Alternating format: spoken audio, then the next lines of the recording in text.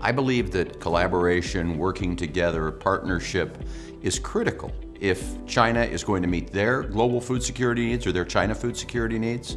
And certainly it allows the U.S. to be able to fulfill its opportunity to be an important supplier to the world and to China.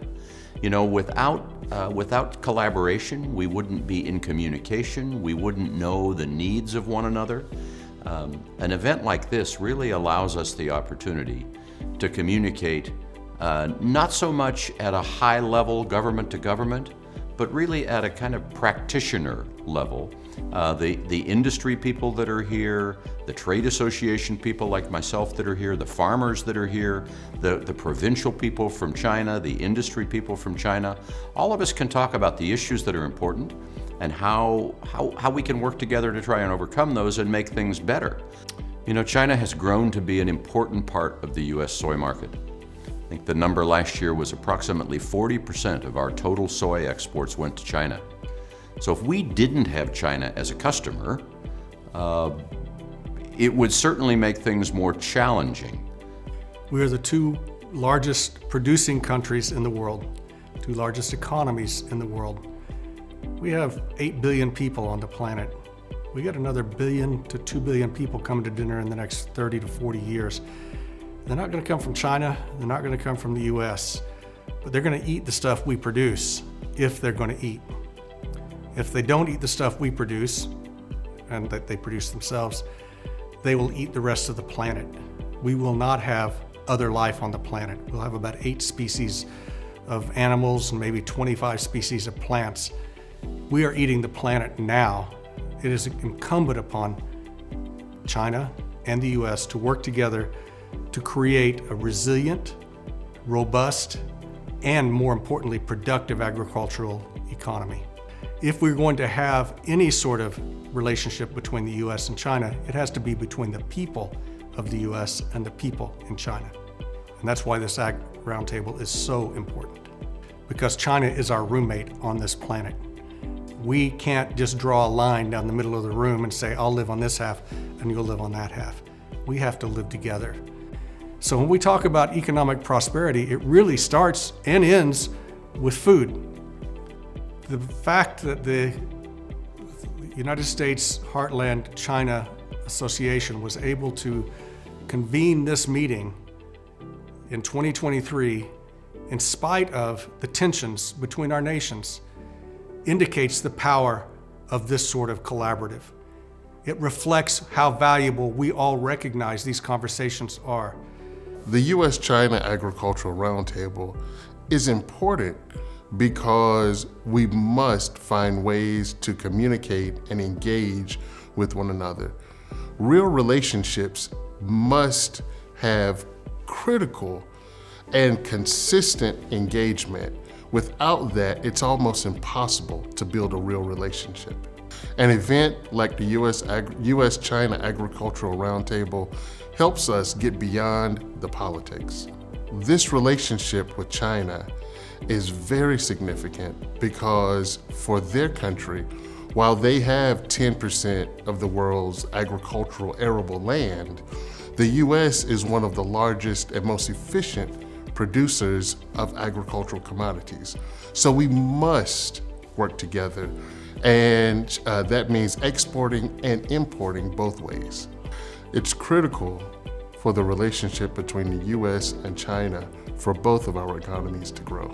From the Illinois perspective, Chinese markets probably couldn't be more important. So much of our soybean production goes to China. We're the largest soybean producing state in the nation. And the universities, land-grant universities in the heartland have been very active in China, helping them with their crop production, with their livestock production, with their food processing and production when they were a less developed country. Now they've become more developed, they're more sophisticated consumers, so now they're an important trading partner, but it has a rich history, and it's been a diplomatic history, not a contentious one, here in the heartland where we all like to trust each other and be frank with each other.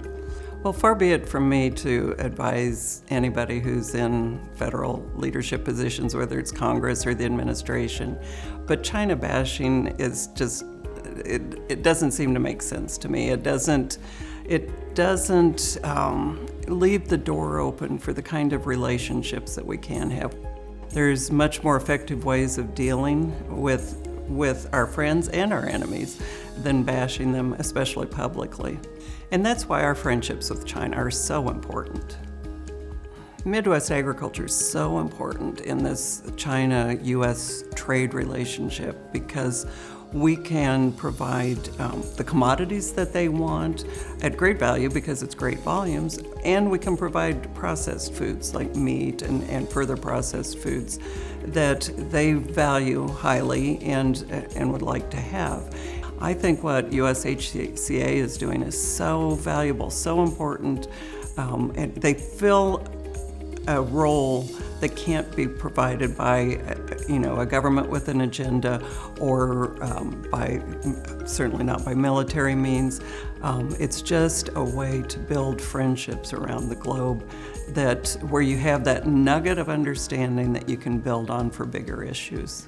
China and the United States have a lot in common, and I think because of those common areas that we care about, those common foundations of decency and wanting to do business, I think the future looks bright. I'm a grandfather, and I've seen lots of kids around the world that certainly don't have the chances that my children and my grandchildren have. And I think every kid deserves a chance, and that begins with proper nutrition to give them the opportunity to grow up healthy and to have a positive contribution to their community. So the reason it's important for the U.S. and China to work together as it relates to food security is because we are one of the most productive agricultural entities in the world. The reason, as a soybean farmer, the reason that it's important that we have a relationship with China is when I look out my shop window, I see 6 out of every 10 rows are going into an export market. And about 40% of those rows are going to China. As I said earlier, they have 20% of the world's population, and they can't grow all the food that they need. Civil society plays a critical role in elevating the discourse, making sure that we're putting the real issues on the table and creating the conditions for solutions to emerge. Well, the heartland is really the heartbeat of agriculture in the U.S. And so we're bringing in farmers. It's easy to get farmers to be here. It's easy to have the relevant companies to attend, to see operations, to see what's going on in the field. There's a better road than to look at China as an adversary.